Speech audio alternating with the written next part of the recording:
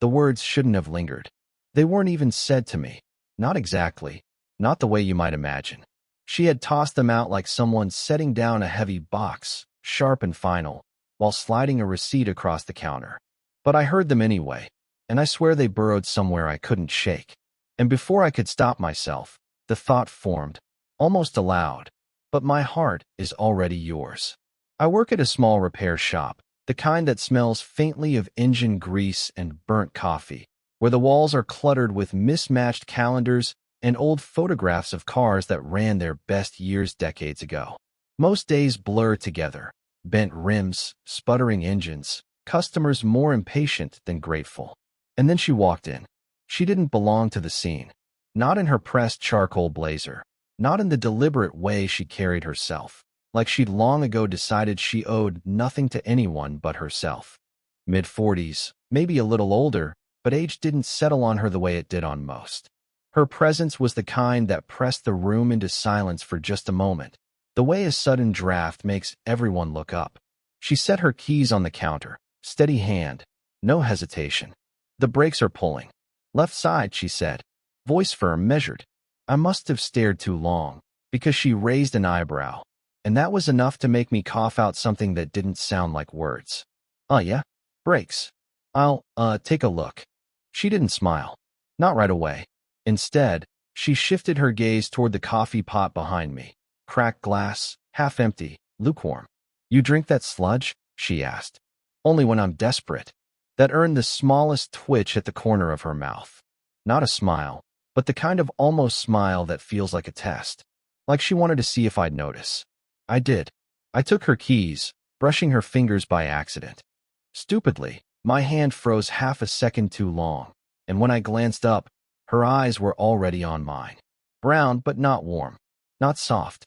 More like polished wood, the kind that holds its strength no matter how many years pass. She didn't pull back, but she didn't lean in either. She just let the silence hang there until I muttered an apology and stepped toward the garage. It should have ended there. Just another customer, another job. But every so often, I'd glance back through the glass window dividing the shop from the waiting area. She sat with perfect posture, legs crossed, scrolling through her phone with one hand, resting the other lightly against her jaw. Even still, there was something about the way she occupied the space, like she was fully aware of being watched but refused to perform for it. When I finally brought the car around, she met me at the counter again. How bad? Not bad. Just worn pads. You'll need new ones in a couple weeks. I adjusted the alignment for now. She tapped the counter with her nails, as though weighing the answer, then gave a small nod. Good. I'm not yours to worry about, you know. The sentence came out casually, but it landed like a stone in my chest. I didn't respond right away. Maybe I couldn't, because even if she meant nothing by it, even if it was just her way of staying at arm's length, something in me shifted. And the thought, the reckless, impossible thought, beat louder than it should have. But my heart is already yours. She left without looking back. The sound of her heels faded into the late afternoon quiet, but her words stayed behind, sharper than the smell of oil, heavier than the silence of the shop.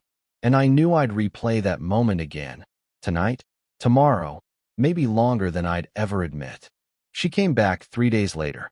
Not for the car, the brakes were fine, I'd made sure of it, but because the battery had gone dead. Or at least that's what she told me. I didn't ask how a brand new battery could die so quickly.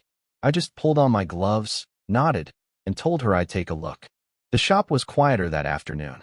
The radio in the corner hummed out a song too low to recognize, and sunlight slanted through the dusty blinds, cutting the room into stripes.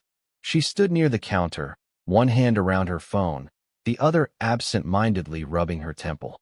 It wasn't the kind of gesture you make for show. It was unguarded, tired, the smallest crack in her armor.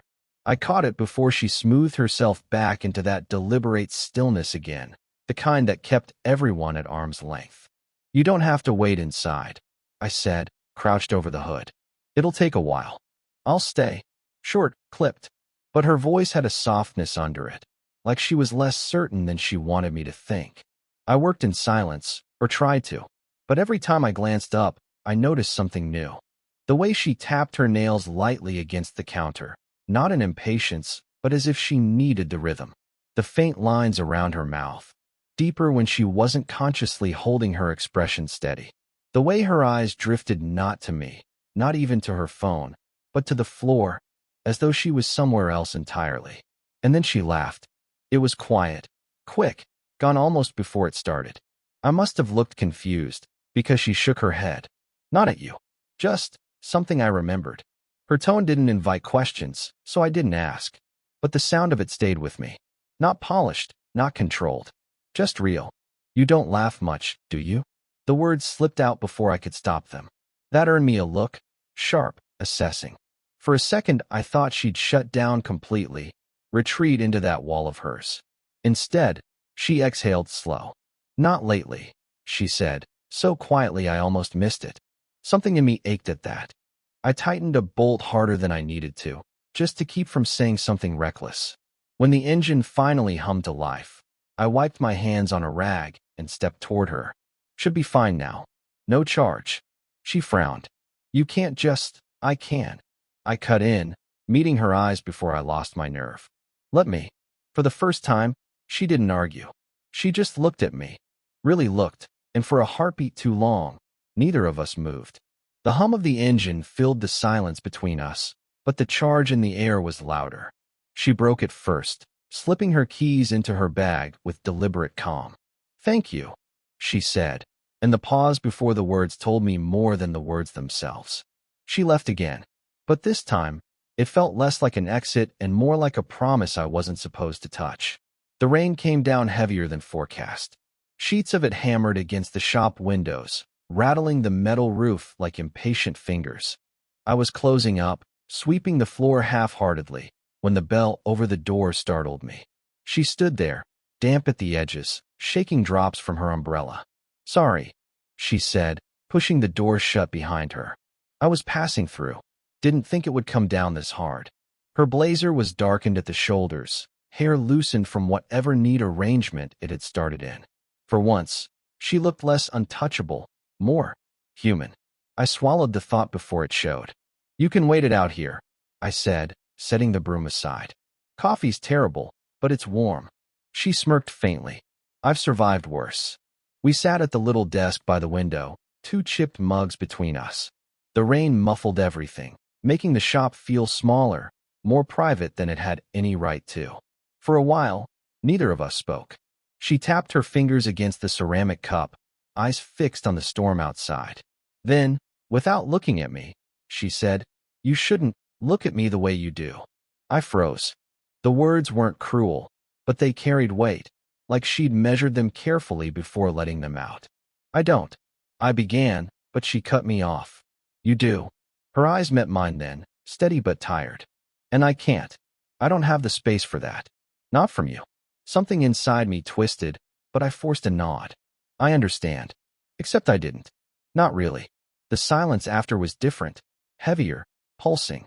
She shifted in her chair, closer to the desk's edge, and for a moment her hand brushed mine.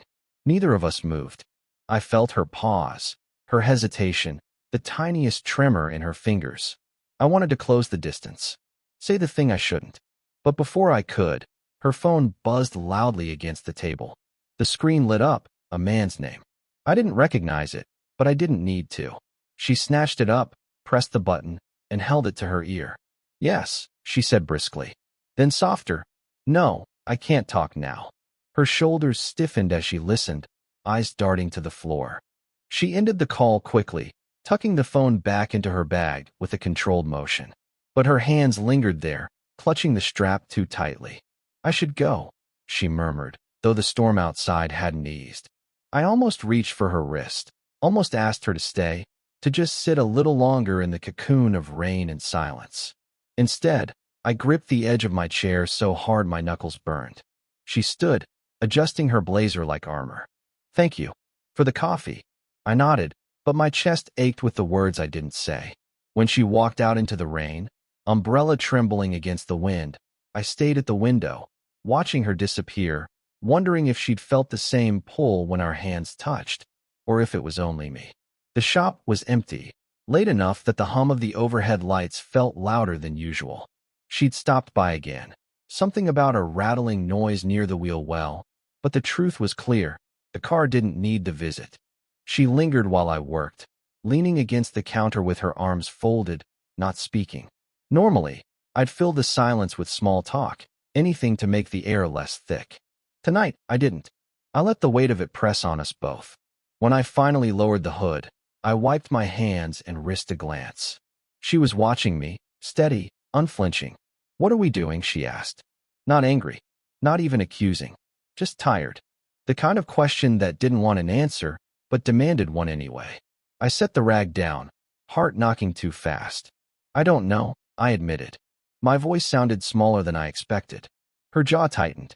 "You're too young to waste your time on whatever this is."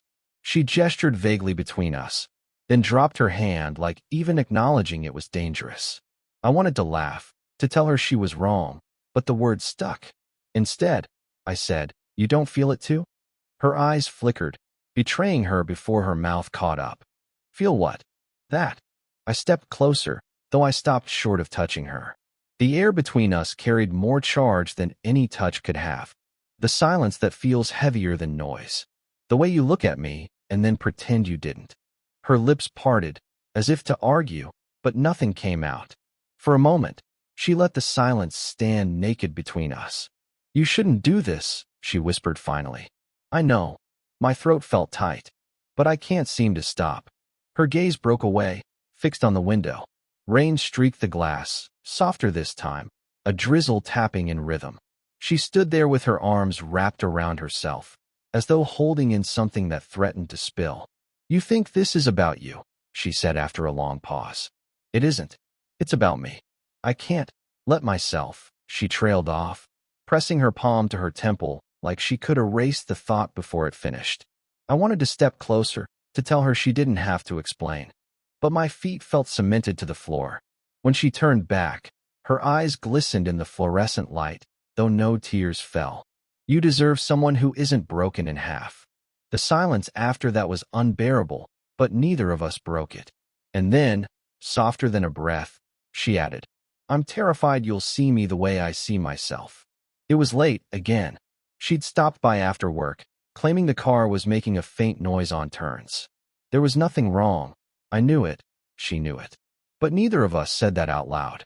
While I checked under the hood, she sat in the waiting chair, scrolling through her phone in that restless way people do when they're not really looking at anything.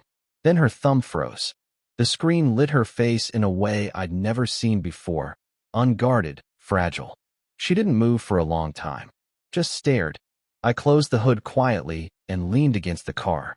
"Everything okay?" Her head lifted like she'd forgotten I was there. For a second she looked scared, not of me, but of the moment. She turned the phone over in her hand, face down on her lap. "It's nothing," she said, except her voice cracked just enough to betray her. I didn't press. The silence did the work. Finally, she spoke again, quieter. "You remind me of someone." I waited. "My brother," she said, and then stopped, as if the word itself was dangerous. "He was younger than me, restless, full of plans that never had enough time." She swallowed, staring past me. "He died when he was 22. The number hung between us. 22. Too close to me. Too close to now. I wanted to say something. Anything, but my throat tightened. So I just nodded, slow, letting her see I wasn't going to fill the air with empty sympathy. "He used to sit in silence the way you do," she went on, her hands fidgeting with the edge of her sleeve. Like he was listening to something no one else could hear. Her eyes flicked up to mine then, sharp and wet. "It's unfair. That you remind me of him. That I let you." I stepped closer, not touching, just near enough that she could feel I wasn't running from it. "It doesn't have to mean anything," I said, my voice steadier than I felt. Her laugh was brittle. "Everything means something. That's the problem." The shop felt smaller, the air thicker. I watched her grip the phone tighter, like it tethered her to a world she didn't trust anymore. And I realized this wasn't about me, not fully. It was about a wound she'd carried alone for years, a wound that had suddenly found a mirror standing right in front of her. She finally stood, sliding the phone into her bag, straightening her shoulders like armor snapping back into place. But her eyes betrayed her. As she passed me toward the door, she whispered, almost against her will. I can't lose someone like that again. And just like that, the ground shifted under me. Not with a kiss, not with a touch, but with a fear so raw it tethered us together, even as it tried to push us apart. Days passed without seeing her. Each evening I found myself glancing at the door, half expecting it to swing open, half dreading it. It didn't. Then one night, long after I'd closed the shop, headlights spilled across the garage floor. Her car rolled in slow, steady. She stepped out, not dressed for work this time. Just a simple sweater, hair pulled back, face tired but bare in a way I'd never seen before. I didn't come for the car, she said, voice low. I just didn't know where else to go. I nodded, pulling the door shut behind her. No questions, no explanations.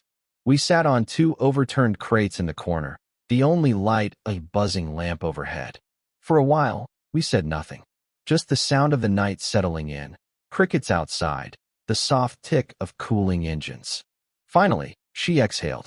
I hate how easy it feels, being here. Her hands twisted together in her lap. It scares me. I wanted to reach out, but I didn't. Not yet. It scares me too, I admitted. Her head turned toward me, eyes searching. Not for answers, just for honesty. You're too young, she said again, though softer this time, less certain. You'll regret this someday. Maybe, I said. But regret's not worse than wondering what I missed. That made her laugh, a fragile sound, half a sob. She pressed her palms to her face, then let them fall, revealing eyes glistening under the harsh light. You shouldn't be the one holding the weight I've carried. I'm not, I said. I'm just here. With you. The words weren't polished, but they landed. I could see it in the way her shoulders eased, just slightly, like she'd been bracing for an impact that didn't come. We didn't move closer at first. We just sat there, silence heavy but no longer unbearable. Then, slowly, she shifted, her knee brushing mine. Not by accident. Not this time. I let my hand rest on the crate beside hers. She didn't flinch when our fingers grazed. Instead, after a long pause, she let her hand settle over mine. No rush, no trembling, just stillness. The world outside could have collapsed, and it wouldn't have mattered. We stayed like that, breathing in sync, the closeness speaking louder than anything we could have said. She leaned forward just enough that her forehead touched my shoulder. Not an embrace, not a surrender, just a quiet acceptance. Neither of us called it love. Neither of us promised forever. But in that silence, with her hand warm against mine and her weight resting lightly where words had failed, it felt like something truer, something that didn't need naming. And for the first time, neither of us tried to run from it. When she first walked into the shop, I thought it would be nothing, just another customer, another job. I didn't know that the smell of motor oil and burnt coffee would end up holding the memory of something that shifted the ground beneath me. I used to think love had to be declared loudly, with certainty, with all the right words at the right time. But she taught me that sometimes the truest things are spoken in silence. In the way she folded her arms a little tighter when she was afraid of being seen. In the way her laughter broke through like sunlight on a gray day. In the way her hand finally rested on mine as if it had always been meant to. It wasn't easy. She kept her distance, and I tried to respect it even when it burned. She carried losses I couldn't erase, and I carried questions I never asked out loud. But somewhere between the hesitations and the rainstorms, we found a place where the silence didn't hurt anymore. What changed? For her, maybe it was realizing she didn't have to be untouched to be worthy of being touched. For me, it was learning that wanting someone isn't the same as needing them to fill the empty spaces inside you. We met in the middle, not perfectly, not without cracks, but honestly. And love, I think, is less about ownership and more about recognition. About looking at someone and saying, I see you, all of you, and I'm not turning away. I can't tell you if we became a storybook ending. That's not what this is. What I can tell you is that there was a night when we sat together in the quiet, her forehead against my shoulder, our hands joined without hesitation. And in that moment, there was no fear, no running, just the truth of being alive together. That's enough for me. More than enough. Maybe you felt it too. That pull towards someone you weren't supposed to fall for. the silence that said more than words ever could. Maybe you've walked away, or maybe you're still there, sitting in that quiet space between what you want and what you're afraid of. If you have, then you know, sometimes the heart decides before the head has a chance. And sometimes that's the only decision that matters. So I'll leave you with this question, because I'm still asking it myself. Have you ever found yourself in someone's silence and realized it felt more like home than any words could?